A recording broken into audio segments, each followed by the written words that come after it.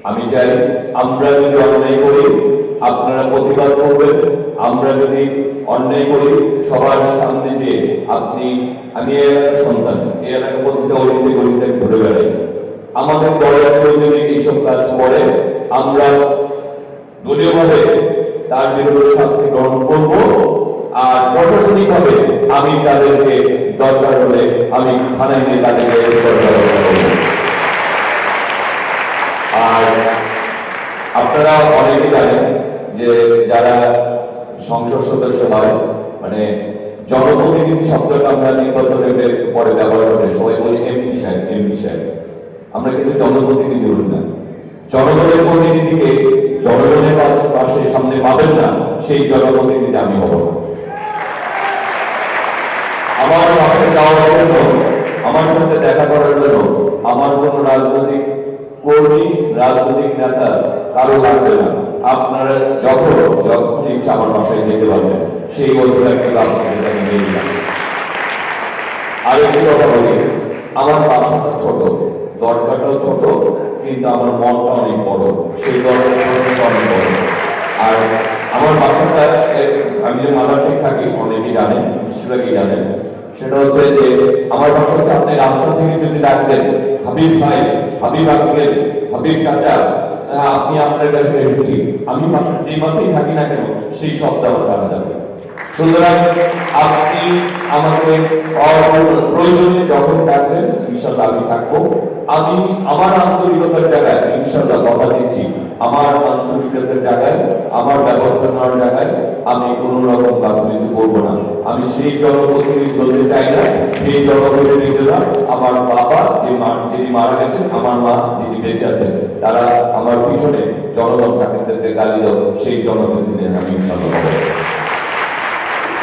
আমরা সভাপতি ছিল থানা ছাত্র দলের, এখনো তাদেরকে আমরা পাইনি। এরকম অনেক সহযোদ্ধাকে আমরা হারিয়েছি যারা গণতন্ত্রের জন্য, ভোটাধিকারের জন্য রক্ত দিল, গুম হলো।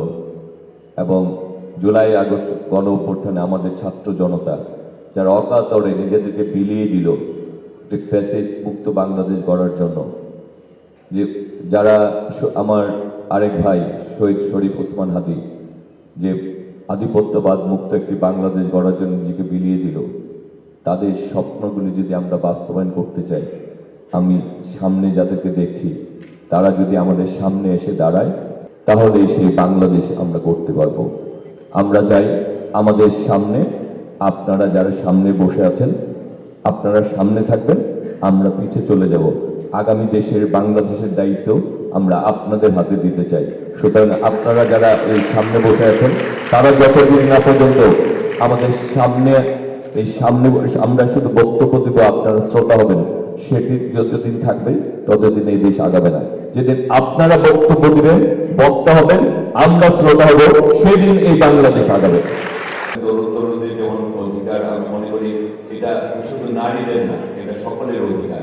তবে আমাদেরকে নারীদেরকে অগ্রাধিকার দিয়ে এই কারণে আমরা আমাদের পরিবেশটাকে সেইভাবে উপযুক্ত করতে পারিনি। পৃথিবীর বিদেশে উন্নত দেশে সেখানে কিন্তু নারী পুরুষ ভেদাভেদ করা হয় না। কারণ হচ্ছে অনেক ক্ষেত্রে আমাদের তরুণদের চেয়ে তরুণীরা নারীরাই অনেক বেশি অগ্রসর হয়, কিন্তু আমাদের দেশে সকল সময় প্রশ্নটা করা হয় যে নারীদের ব্যাপারে আলাদাভাবে কি করবেন। কিন্তু আজকের বাংলাদেশে আমি মনে করি আমাদের নারীরা যেভাবে নিজেদেরকে এগিয়ে নিয়ে যাচ্ছে, আগামী দিনে নারীদের পিছনে তরুণদের জন্য কি করবেন সেই প্রশ্ন মানে বারবার আসতে পারে যে আমাদের নারীরা যেভাবে এগিয়ে যাচ্ছে, আমরা তারপরে বলছি বাস্তবতার আলোকে, সেটি হচ্ছে আমাদের নারীদেরকে সবার আগে নিরাপত্তার ব্যবস্থা করতে হবে।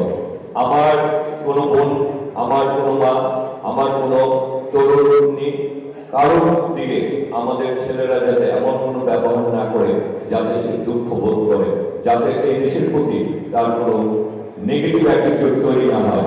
আমরা আগামী দিনে প্রতিটি নারী নিরাপত্তার ব্যবস্থা করতে চাই, আমরা প্রতিটি নারীকে আমাদের সমাজের উপযোগী করে তুলতে চাই। সেই জন্য আমরা যারা তরুণ রয়েছি, আমরা যারা আমাদের তাদেরকে সবার আগে এগিয়ে আসতে হবে, এবং সেই জায়গায় আমি আপনাদের সাথে সবার ইনশাআল্লাহ থাকবো।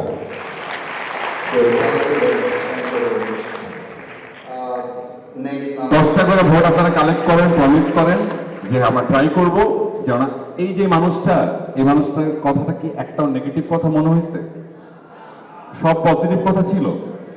কোনো কাছে মনে হয়েছে যে উনি কাউকে খারাপ কথা বলছেন?